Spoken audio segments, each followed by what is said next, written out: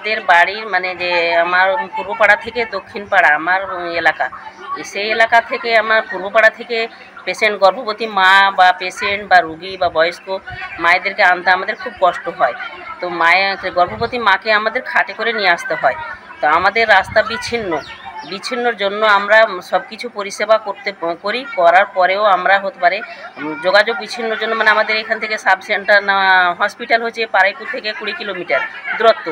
তো মানে গাড়ি না পাওয়ার সুযোগে আমরা তখন কি করি, আমাদের আসতে পারে না, রাস্তা যোগাযোগ বিচ্ছিন্ন, তার জন্য আমাদের তখন বাড়িতে হোম ডেলিভারি হয়। খাটে করে নিয়ে মাকে আনতে হয় গ্রামে এসে তখন মানে উঠে তখন গাড়িতে চাপাতে হয়।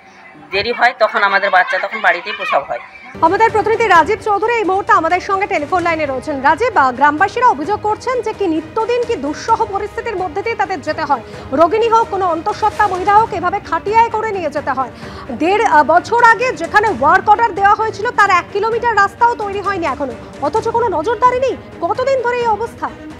একেবারে সেটা হচ্ছে গত বছর যে ফেব্রুয়ারি মাসে এই যে রাস্তা সুতি 8 নম্বর ব্লকের হারোয়া গ্রাম পঞ্চায়েতের পাড়াইপুর গ্রামের যে 1 কিলোমিটার রাস্তার জন্য 39 লক্ষ টাকা বরাদ্দ হয়।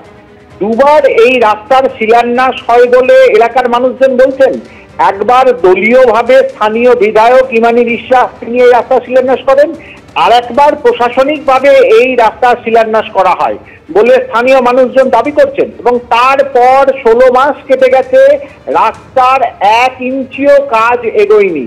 বারবার স্থানীয় মানুষজন অভিযোগ জানিয়েছেন, পঞ্চায়েত হয়েছেন, এবং পঞ্চায়েতের যিনি গ্রাম পঞ্চায়েতের পঞ্চায়েত সমিতির যিনি সদস্য রয়েছেন, শাসক তৃণমূল কংগ্রেসের যিনি সদস্য রয়েছেন, তার স্বামী তিনি সরাসরি অভিযোগ করছেন, তিনি বারবার প্রশাসনের কাছে এই নিয়ে দরবার করেছেন। স্থানীয় যে সমস্ত জনপ্রতিনিধি রয়েছেন, সাংসদ বিধায়কের কাছে তারা দরবার করেছেন, কিন্তু এই সমস্যার সমাধান হয়নি।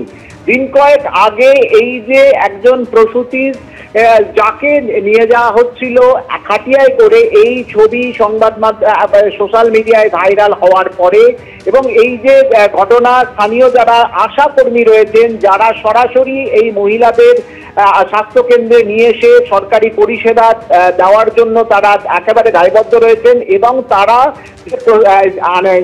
যে বাড়িতে প্রসব তারা সরাসরি একেবারে স্বীকার করছেন যে এই রাস্তা খারাপের জন্য একেবারে যে হোম ডেলিভারি করতে বাধ্য হচ্ছেন পরিবারের লোকজন।